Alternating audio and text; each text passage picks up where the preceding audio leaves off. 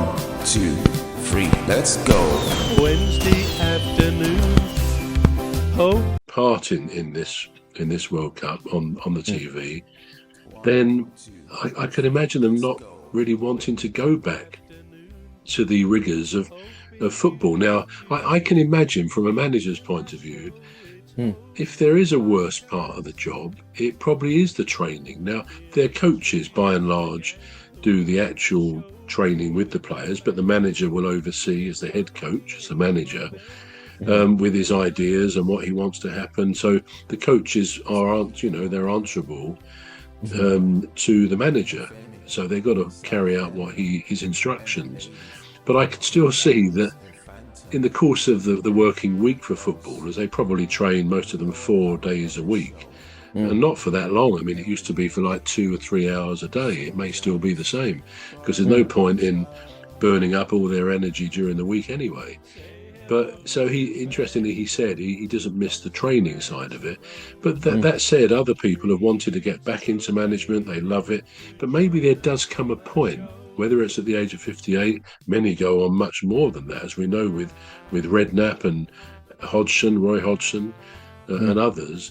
But you equally, at the moment, you've probably seen those TV adverts with Tony Pulis, Sam Allardyce and Alan Pardew laying around on these lounges with cucumbers in their eyes and all the rest of it. And they probably make a lot of money from those adverts, let's be under no illusion. But they probably don't need the money anyway. They, again, under the merry-go-round of football management, if you get sacked enough, you're a multi-millionaire anyway. And most managers, top-level managers, they don't get sacked to think, oh, how am I going to feed my family? I mean, they're very wealthy people. And you can imagine, is a bit of a metaphor seeing those three on the lounges for their lives. They have a charmed life now. Not saying they don't have other issues, of course they may do, but they love that life. And I don't imagine, having reached the ages they've reached, whatever they are, that they would now want the rough and tumble of football management. You know, the media you have to do every week, you have to answer to the defeats and all sorts of questions you get, which can be very stressing, as we know with Ange Postecoglou. He didn't necessarily handle those press things as well as he might, and he probably knows that. They sort of almost wanted to wind him up a bit, I think. So yeah, I think many managers get to that point where they've had enough. But then you can take somebody like Neil Warnock, who repeatedly has come back to other teams when they've wanted him. I mean, he was at Cardiff for some time. I think his house, certainly used to be, probably still is in Cornwall, an idyllic part of Cornwall. But recently I saw he's taken a job, I don't know whether it was in Scotland. It certainly wasn't, I think, in England, nor Wales, but it might have been either in Northern Ireland or Scotland. But he's taken a job, I don't know how long for. And you think, well, the guy, I think he's 78, something like that. He's still got it in his blood. He still wants to go out there and manage football team. I mean, football is a game, the beautiful game that gets in people's blood. You know that, and I know that, because it's something that we feel, and we love the game of football, both when we played it and when we watch it, you know.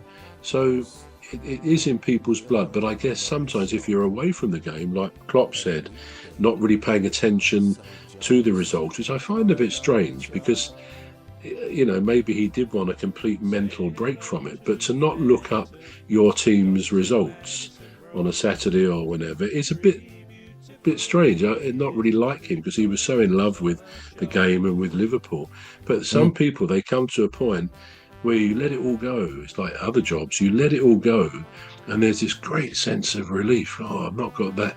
You know, I've realised I had a big burden on my shoulders, not because they didn't love the game, but because of the expectation, and you're managing young players, you know, who sometimes misbehave. say hello to old Mimi, Dr. Gladys and Rose, three beautiful ladies who join us on our shows. There's one other bro, sometimes joins us on the show, who sometimes misbehave, or all sorts of things. But it's a great job for people in their prime who love managing footballers because perhaps they were a footballer themselves, which they usually were. But yeah, as I say, I think, as I said just now, I think Redknapp will come back. But others, they're probably not interested. But Klopp, definitely, you'll find he's got this job as a television. I don't think it was just a pundit. I think he was kind of the central figure, a bit like, say, Gary Lineker was on Match of the Day. It was something akin to that, anyway. But I think he'll do a great job at it. He's an articulate man, and he's eloquent. You know, he knows what he's talking about. He's very intelligent. So I think he'll do a great job, and he may end up loving a job in TV. Who knows? Yeah, but he's a lot of teams are missing out on his experience, aren't they? But Absolutely. Anyway, yeah.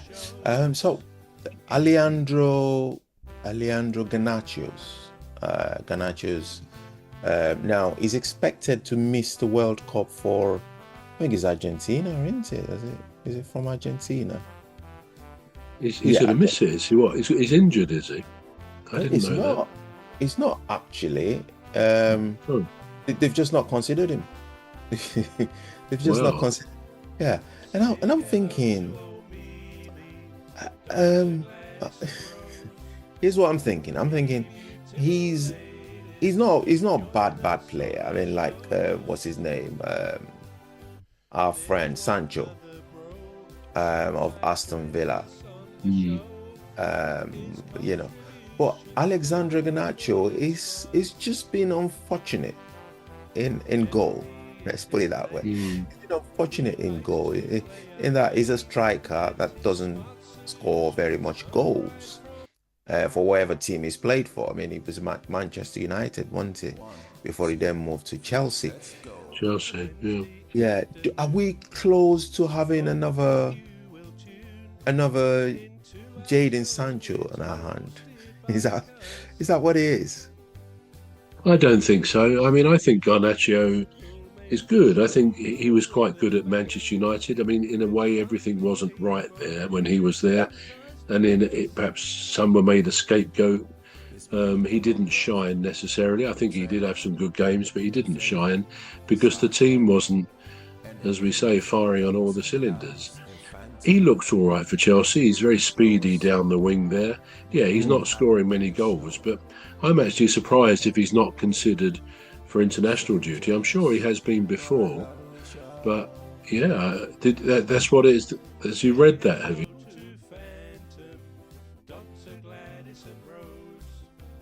Three beautiful ladies who join us on our shows.